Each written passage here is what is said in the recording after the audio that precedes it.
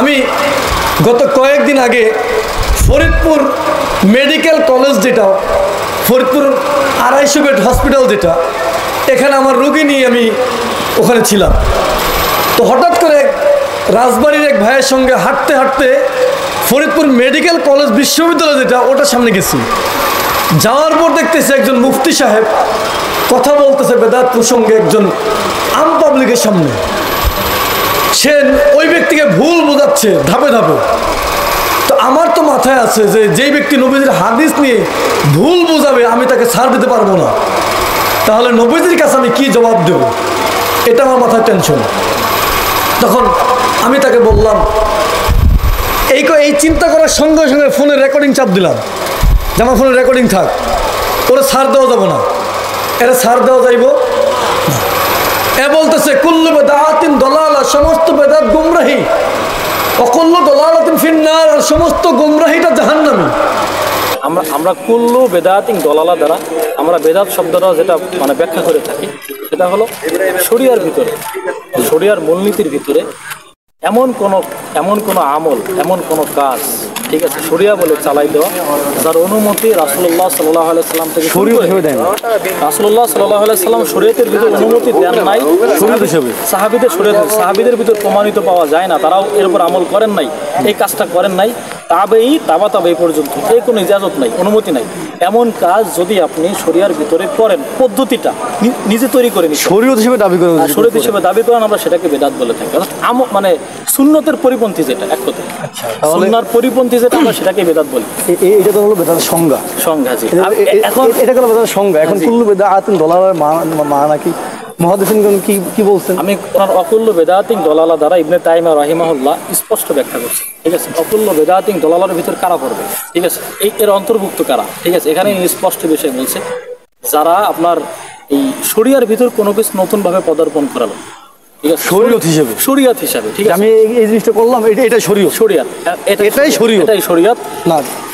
তাহলে ইবনে তাইমিয়া সাহেব যে বক্তব্য দিয়েছে এটা অপকটে মানতে আমরা সবাই বাধ্য। এখন ব্যাখ্যাটা এমন ইবনে তাইমিয়া রাহমাতুল্লাহ যে বক্তব্য দিয়েছে, এই বক্তব্যটা তার কোন কিতাবে আছে? এটা আপনি মাজমাউল ফতোয়ার ভিতর পাবেন, ঠিক আছে। আচ্ছা, আপনার কথাটা আমি অপকটের বিশ্বাস এবং স্বীকার করলাম, যেটা আমিও নিজে পাইছি, এটা আমার ঘরে আছে, আমি পাইছি ইনশাআল্লাহ। এখন হয়তো আপনারটা ছাপা ভিন্ন, মানে আমারটা ছাপা ভিন্ন, এদিক ওই দিক। এখন এই যে কুল্লু বেদাতিন দলালা, প্রত্যেক বেদাত গুমরাহি, এই প্রত্যেক বেদাতে বলতে কোন প্রকার বেদাতটাকে বলা হয়েছে? যেহেতু এখানে আমি বলি বেদাতে আপনারা বিতর্ক করতে পারেন। আমি না, আচ্ছা, ইমাম নববী রহমাতুল্লাহি আলাইহি শারিহ মুসলিম, যিনি যাকে বলা হয়, তিনি তার আল মিনহাজ শরহুল মুসলিম এই কিতাবের মধ্যে লিখছেন, আল উলামা, তিনি বলতেছেন তাদের যুগের আলেমরা বলতেন আল বিদআতু খামসাতু আকসাম, পাঁচটা ভাগ করছে। এখন ভাই কোন প্রকার বেদাতটা গুমরাহি? এখানে আমাকে বলা, এখানে তো ইমাম নববীর ব্যাখ্যা, শুধু ইমাম নববী না, ইমাম নববীর, আমি নববী না, আপনি আমার কথাটা বলতে, আমি প্রায় 78 জন মুহাদ্দিসিন রায় পাইছি, তারা নিজ নিজ কিতাবের মধ্যে লিখছেন। আমরা যে বললাম আল উলামা ওয়াল বিদআতু খামসাতু আকসাম, আমি যে শুরু থেকে আপনাকে বললাম যে আপনার ক্বাল আল্লাহু ওয়া ক্বাল রাসূলের ভিতরে সীমাবদ্ধ থাকে, ঠিক আছে। এখানে ইমাম নববী রাহিমাহুল্লাহর ব্যাখ্যা আমি আগে আনতেছি, ঠিক আছে। আমি আপনাকে আগেই বলছি, আপনি নিজে স্বীকার করছেন যে মুহাদ্দিসিনদের রায় দিয়ে হাদিস মানা যায়, মুহাদ্দিসিনদের রায় ছাড়া হাদিস মানা যায় না। অবশ্যই হাদিস মানা যায়। তাহলে মুহাদ্দিসিনগণ বলতেছে যে বেদাত পাঁচ প্রকার, আপনি ওই দিক মানতে পারতেছেন না কেন? আহালা ভাই, এখানে আপনার ব্যাখ্যার ক্ষেত্রে তারা তো মানে নাস ছিল, তারা মানুষ ছিল, ইনসান ছিল, ঠিক আছে। কিছু আপনার ব্যাখ্যা ভারত বাজন নাস ছিল, ঠিক আছে, তারা ভুল ভ্রান্ত ব্যাখ্যা দিয়েছে। এখন আমাদের এখানে কনসেপ্টটা আসবে, সাহাবীদের ভিতর এই ব্যাখ্যাটা আছে কিনা, সাহাবীদের ভিতর বেদাতের ক্ষেত্রে তারা পার্থক্য করছে কিনা। ইবনে আব্বাস রাদিয়াল্লাহু তাআলা আনহু, হুরায়রা রাদিয়াল্লাহু তাআলা আনহু, এরপরে আপনার আপনার এই যে এক কথা সমস্ত সাহাবী যারা মুহাদ্দিসিন ছিলেন, এবং ক্ষুদ্র কোনো সাহাবী, যে কোনো সাহাবী, এক কথা সমস্ত সাহাবী বেদাত বলতে তারা কি পার্থক্য করছে কিনা, যেহেতু আল্লাহ তাআলা তাদের মাধ্যমে দ্বীনটাকে পরিপূর্ণ করছেন। আপনি প্রত্যাখ্যান করবেন আপনার ব্যক্তিগত মত দিয়া, আমি আপনাকে মিলাই দেব মুহাদ্দিসিনদের রায় দিয়া। সমস্যাটা এই জায়গাটায়। আমি তো মুহাদ্দিসিনদের রায় দিয়ে হাদিস বুঝবো না। আমার বোঝার ক্ষেত্রে তো মানে আমার নীতি আছে নাকি কোরআন সুন্নাহ না তাহলে ভাই আপনার সাথে কথা বলবো না হাদিস কি আপনি মুহাদ্দিসিনদের রায় দিয়ে হাদিস মানবেন না, তাহলে আপনার সাথে কথা বলবো না। রায় বলতে রায়ের ব্যাখ্যাটা আপনি কি বুঝছেন? আপনি মুহাদ্দিসিনদের রায় ছাড়া হাদিস বললেন, কথা বলবো না। বেদাতের 5টা ব্যাখ্যা আছে, আপনি বললেন বেদাতের 5টা অর্থ করছে। এখন আমার কথাটা হলো এই অর্থটা কি সাহাবীরা এবং আল্লাহ রাসূলের ভিতর থেকে কেউ করছে কিনা, আমার সাহাবীদের ভিতর থেকে করছে কিনা, যদি করে থাকে আমি সেটা মানি, বুঝতে পারছেন? আমার কথাকে আপনি ফেলান, আমার কথাটাকে আপনি শুনে ফেলান। সাহাবীদের ব্যাখ্যা বেদাতের ক্ষেত্রে আছে, তারা বেদাতের ব্যাখ্যায় অন্য হাদিসের ভিতর কি আসছে। আচ্ছা এখন বেদাত মানে জাহান্নামী, বেদাত মানে পথভ্রষ্ট মানে জাহান্নামী। জি জি।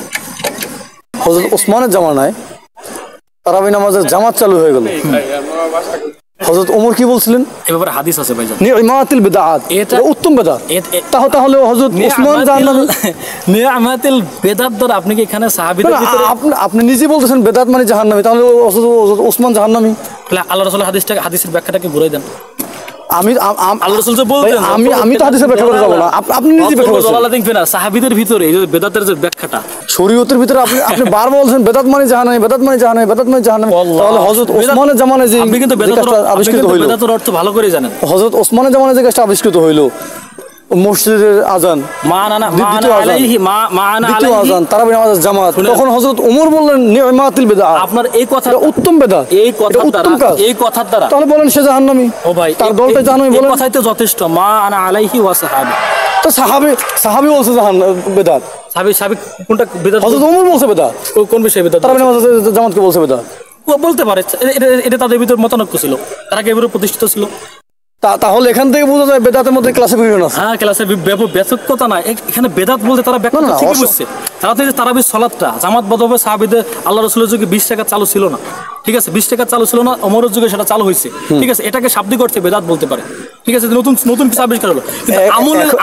এখন আপনি এখানে এসে শাব্দিক অর্থে বেদাত নিচ্ছেন, ওখানে নিতে পারছেন আপনি কোন শাব্দিক? এখানে তো আমল হিসেবে নিতে পারছেন আপনি।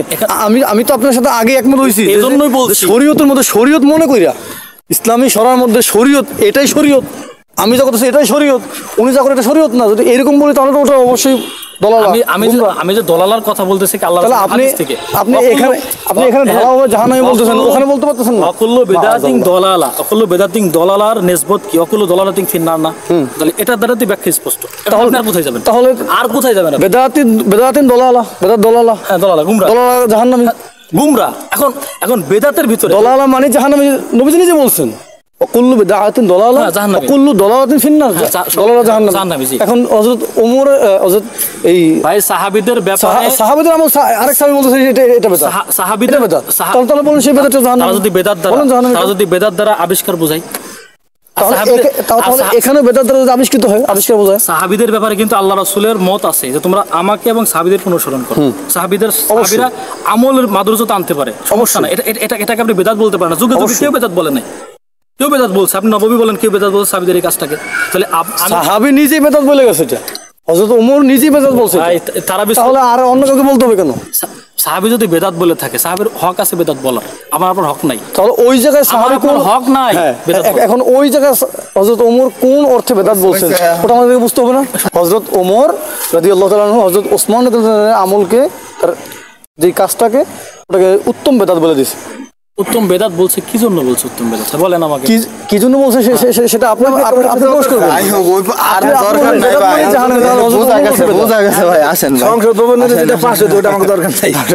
ওই সংসদ ভবন থেকে পাস হয়ে গেছে যে বেদাতের মধ্যে উত্তম আছে মন্দ আছে, ওখান থেকে পার্থক্য হয়ে গেছে। যখন এই কথা বলছে আমি বললাম যে ভাই আপনার আলোচনার মূল বিষয়টাকে একটু বলেন। বলে মিলাদ কিয়াম বেদাত, মিলাদ কিয়াম করলে জাহান্নামে চলে যাবে। আমি বললাম ঠিক আছে, আপনি যা বলছেন আপনার কথা ঠিক আছে, মানলাম, বেদাত মানি জাহান্নামী, তাই তো? বলে হ্যাঁ। তখন আমি বললাম ভাই বেদাত মানি যদি জাহান্নামী হয় তাহলে এবার আপনি আমাকে একটা উত্তর দেন। আমি আপনাকে হাদিস থেকে বেদাতের আরেকটা জিনিস রাস্তা দেখাচ্ছি, আপনি একটা উত্তর আপনি আমাকে সুস্থ মাথা একটা উত্তর দেন। আপনি একজন মুফতি মানুষ, আপনি আলিম, আপনি আমাকে উত্তর দেন। আপনি বলছেন বেদাত মানি জাহান্নামী, নবীজির হাদিস দেখিয়ে বলছেন আপনি বেদাতের ভাগ মানবেন না, বেদাতের প্রকার মানবেন না।